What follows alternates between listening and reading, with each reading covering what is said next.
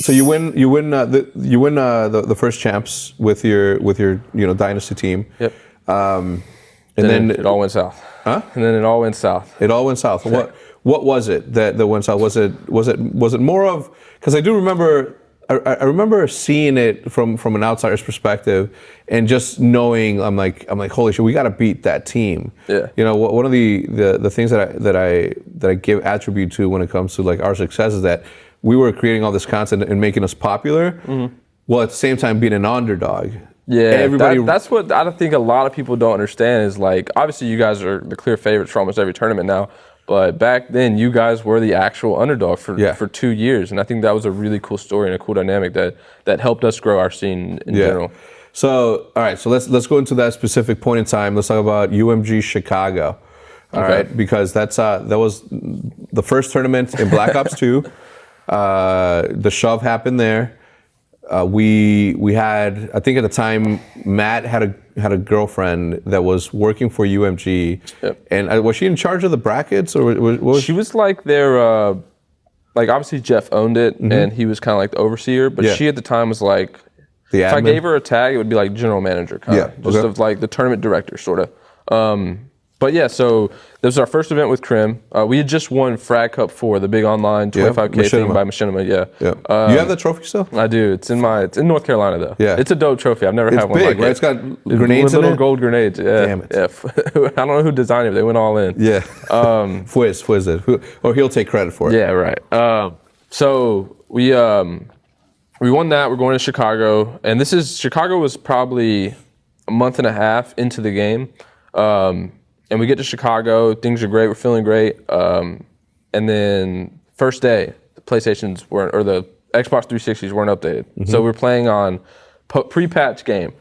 So automatically frustrations kind of ensued for everyone. And this in my opinion, is one of the like Call of Duty events in my personal career that has been like the highest like emotions involved, because of just Black Ops 2 was like the game that was blowing up Call of Duty.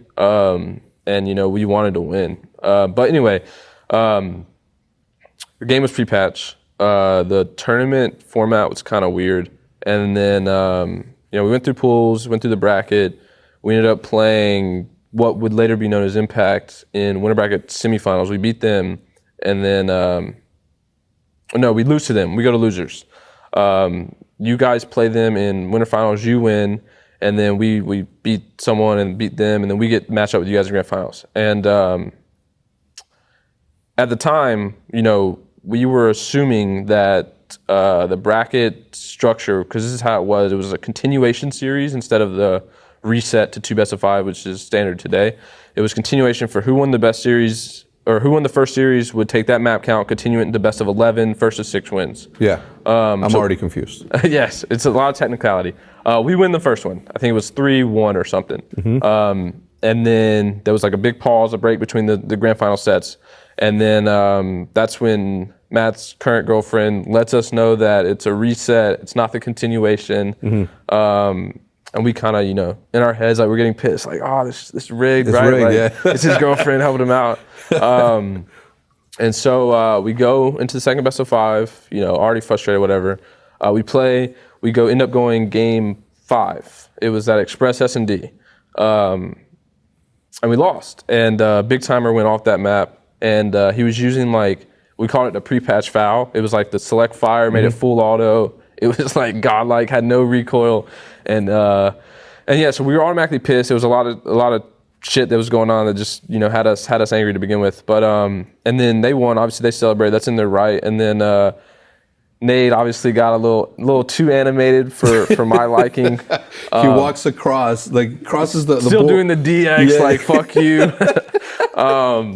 Yeah, and I don't know. I mean, emotions were just high in general, but yeah, I walked over and I think I had started shaking hands. Yeah. But then he was still doing this. I'm just like, fuck you, man. Get out of my face.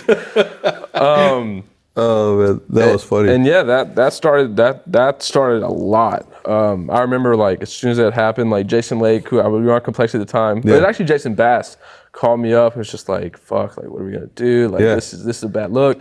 But yeah, so I had I posted my public apology. But looking back, that was something that kind of, I don't want to say put COD in the spotlight, right? It did. But like, I disagree. I think it did. Right. This First time any tournament broke 20,000. For Call of Duty, yeah. Yeah. But also it kind of gained a lot of attention outside of Call of Duty, which is something I think was good. Yeah, needed. Yeah. So at the time, StarCraft, League of Legends, all were like super professional, trying to be like sports level games. And I think we kind of introduced the drama aspect to Call of Duty. We didn't go full Gears though. Right.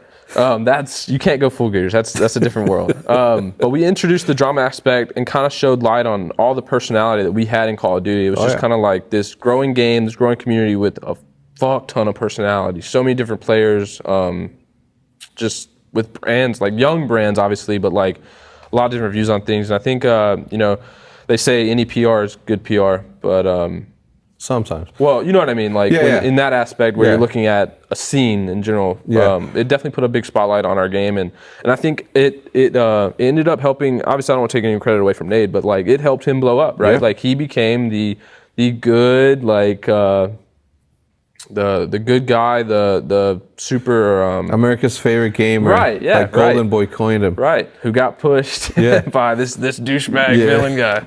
No, I think it was good for everyone, and it just interested how it played out looking back. Yeah. All right. So now let's, from my perspective, as it happened, like I didn't even see. It wasn't even that. Like I saw what happened, and everybody was like, "Oh my God!" Everybody was alarmed, and I'm like, "What do people expect?" Yeah. You know, when somebody gets in, maybe it's because we have a lot of similar mindsets where, common sense will always be the best thing that a human has. And when somebody gets in your face, invades your space in a threatening manner or trying to insult you, there's no recourse. Like there's so a few things that you can do, and in the heat of the moment, you guys just lost, so you guys are, I didn't see it as a big deal, and I remember telling Nate, I'm like, well, what do you expect? You got in someone's face. Like, I think, and looking back, and I think a lot of people don't understand this, is like me and Nate had known each other for 3-4 years now, competing against each other. There was like a line of mutual respect. It wasn't like well, let's go square up out back kind of push. It was just like look, get the fuck out of my face. Like obviously you won, good shit, but